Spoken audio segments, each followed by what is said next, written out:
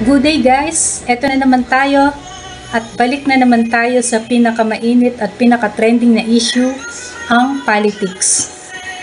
Ang i-share ko sa inyo is yung mga napanood kong vlog ng mga sikat na vlogger, sila Tony Trixie at si Pam at Marlon. Una muna yung kay Pam at Marlon. Ang nag-caught kasi ng attention ko dito habang pinapanood ko is yung sinabi ni Pam na yung tungkol sa awayan nila Toby Chanko at ni Romualdez at ni Zaldico, na sabi niya, malay nyo, sinabi ni PBBM kay Toby na, sige, awayin mo yan si Romualdez at si Zaldico. Pero ang talagang targetin mo is yung mga contractor. O nga naman, di ba may sense naman? Pero for me, that so-called fight, it's nothing but stag drama. It's a power play. It's a power play disguised as a public service. Di ba? Panoorin nyo tong video to. Inyong pansariling sa dami ng problema ng Pilipinas. Talagang problemahin pa natin na dapat ganito na ang edad na magiging presidente at vice president ng Pilipinas. Bakit hindi mo na pagtuunan ng pansin kung sino-sino mga kongresista ang kasabot, kasapakat at kakuntsaba na mga abusadong kontraktor? Yung bang laman ng USB? Hindi ko alam. Ano kaya laman ng USB yun, no? Ang tingin ko, diskaya lang yun. Kasama kaya, o baka meron din Zaldico. Hindi ko alam. Kasi Toby Chanko no? May axe to grind siya He probably has a go signal from the president na si Marcos na tirahin mo si Zaldi o kaya malay mo dahil nga sa trust issues, Marlon, malay mo naman pagpapalundag lang yan kung wari magkakaaway kayo pero tututok tayo kay Diskaya, tutok tayo kay Wawaw, tutok tayo kay QM Builders. Hindi nga natin naririnig si Wawaw, Marlon pinahiya mo lang si Bonjing doon, nawawaw na iyak-iyak doon. Si QM Builders na pag pinagtawanan mong hindi makapag-explika ng sarili niya dahil Bisaya.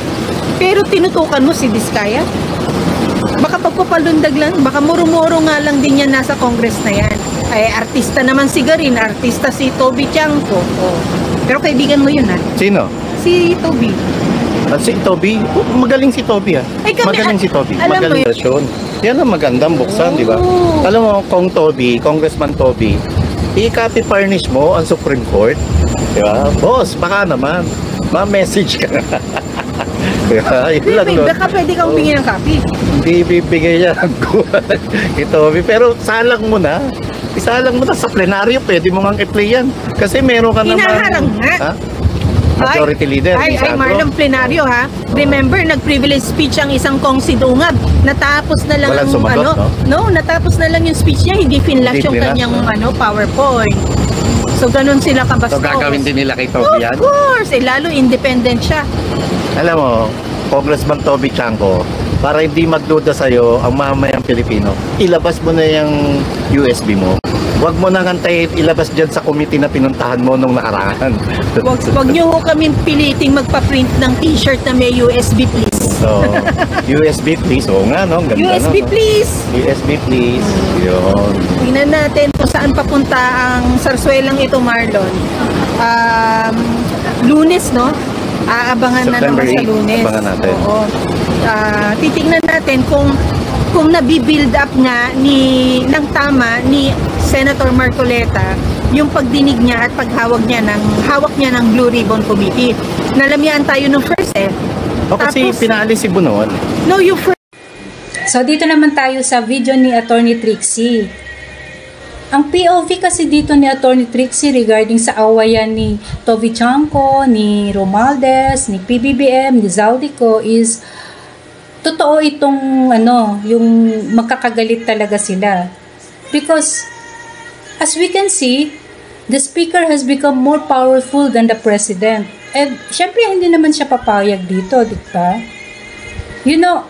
For me, again, this is look more like a political telenovela than a real fight. Panoorin natin to. Actually, si Lubiano matagal nang pinag-iinitan ng Centerways because of Cheese Escudero. And why Cheese Escudero? Bilang pinuno ng Senado, bilang Senate President, siya po ang firmly in control doon sa nangyari sa pagdidismiss ng impeachment case laban kay VP Inday. We saw this coming. Kaya right away, nung lumabas yung pangalan na ikinokonekta si Cheese Escudero doon supposedly sa kontratista, mabilis siyang sumagot. And we'd like to give him the benefit of the doubt. Alam niyo kung bakit? Kasi nga maliwanag, ang tumatarget, akbayan. Sino ba ang akbayan? Ang Akbayan Party List, of course, andyan sina Chel Jokno, ay matagal nang nag-announce na sila po ay talagang gunning or willing to prosecute the Vice President. So, bakit si Cheese Escudero? Kasi siya ang humadlang. I'm not saying that Centerways is necessarily corrupt. But it's going to have to take more than that para mawala sa isip namin na ginanamantala ang akbayan to get rid of political enemies. Which we know BBM is doing anyway, di ba? May political enemies. Si BBM, isa na doon, yung mga tao ni, ilan na doon, mga tao ni Martin Romualdez who are more loyal to Martin Romualdez than to the palace. Nakikita naman natin, sino ba ang tao ni BBM sa Kongreso? Hindi ba yung kanyang cousin-in-law, si Toby Chanco, na diretsong kinukumpronta ang mga tao ni Martin Romualdez, representing, of course, ang Malacanang interests. Sa madaling sabi, hindi po lahat ng sasabihin na may issue sa flood control will necessarily be people involved in corrupt activities. Again, I'm not saying, and I'm not going to pronounce na innocent ang Centerways. On the contrary, dapat isubject sila to a case. Dapat kung may, kung may ebidensya, bakit pa nag-uusap dito? Nasa na yung pag-file ng reklamo? Filed. Nung nag-announce si Pangulong BBM na tinitignan na niya ang mga flood control projects, sinasabi na niya na may corruption ito, but instead of ordering a quiet investigation para ma-file na yung mga kaso at ma-safeguard ang ebidensya, he instead conducted a PR tour. The PR tour is only for political points. Hindi po yan nakakasiguro na may mananagot sa mga proyektong ito. May nabanggit pa si Atty. Trixie sa videong to na nag-caught din ng attention ko. Yung tungkol sa mga officials na leaning kay Duterte, yung mga allies niya, is binibigyan nila ng issue at masyado pang binababad sa mainstream media. Para para matanggal.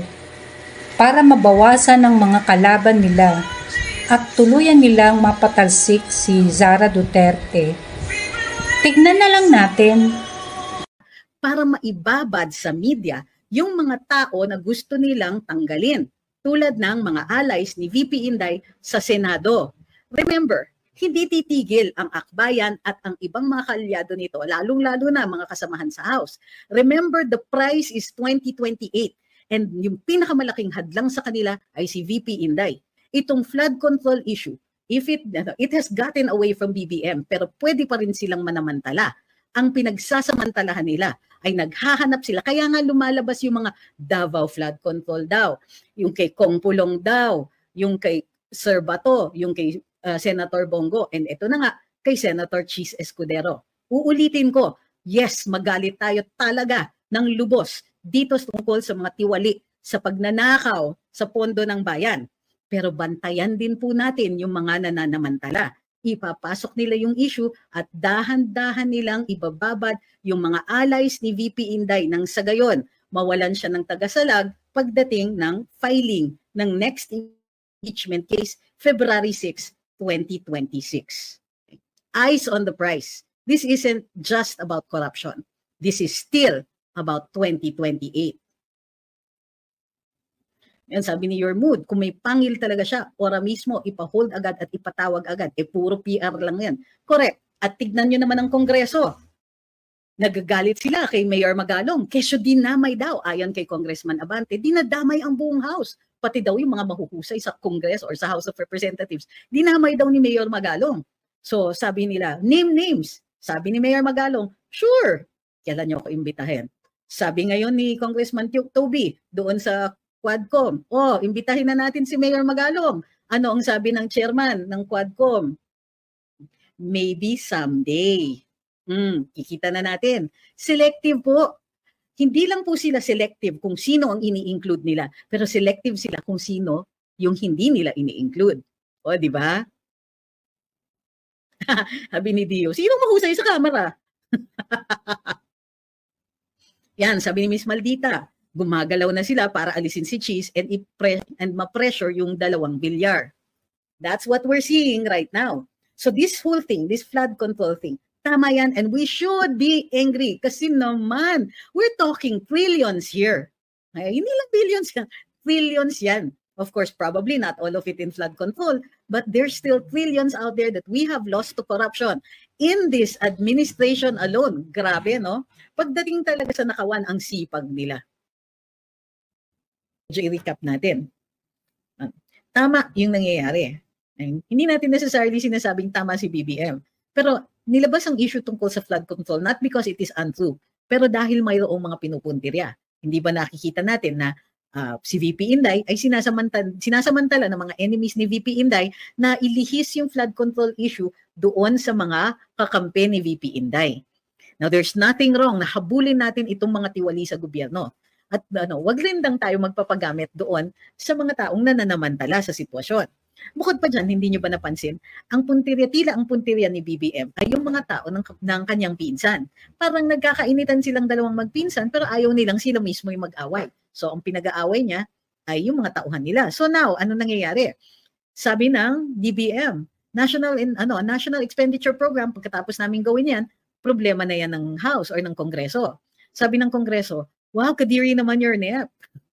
Ang daming mali at ang daming padded, ang daming insertion. So ibabalik namin ang budget sa inyo at atupagin na lang namin yan kapag inayos ninyo. Napansin niyo po ba yon? Na tila nagbabangayan ang DBM at saka ang mga miyembro ng Kongreso. Bakit? Nagtuturaan sila kung sino yung nagpasok ng mga non-priority flood control projects. Ang sinasabi ng DBM, wala naman yan nung ginawa namin yung NEP. Ang sinasabi ng House, hindi totoo yan, kayo ang naglagay dyan. Ang sabi ng DBM, siningit yan ng Kongreso. Ang sinasabi ng Kongreso, hindi. Kayo yun. Popcorn moment. Tingnan natin.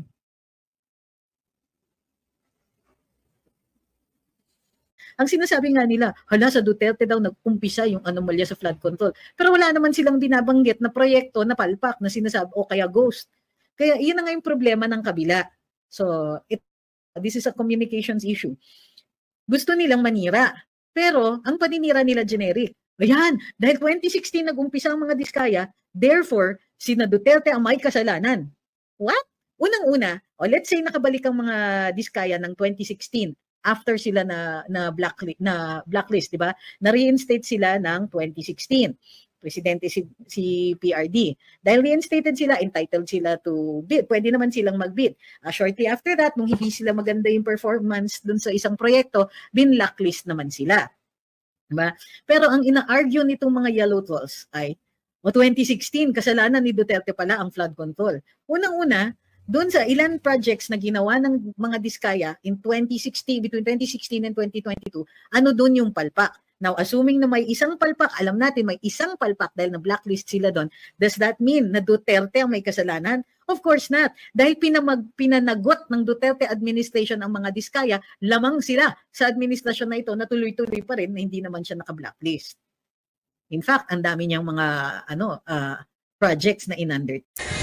At the end of the day, itong clashes na to, itong stag drama na to, totoo man ito hindi, I believe pinagloloko lang nila tayo. And the truth is, they're just protecting their own interest. So, let's be vigilant in watching them. Huwag tayong titigil, huwag tayong hihinto. Huwag tayong hihinto ng watch out sa kanila, sa mga pinagagawa nila sa gobyernong to. That's all guys. Thank you for watching. And please like, share, and subscribe.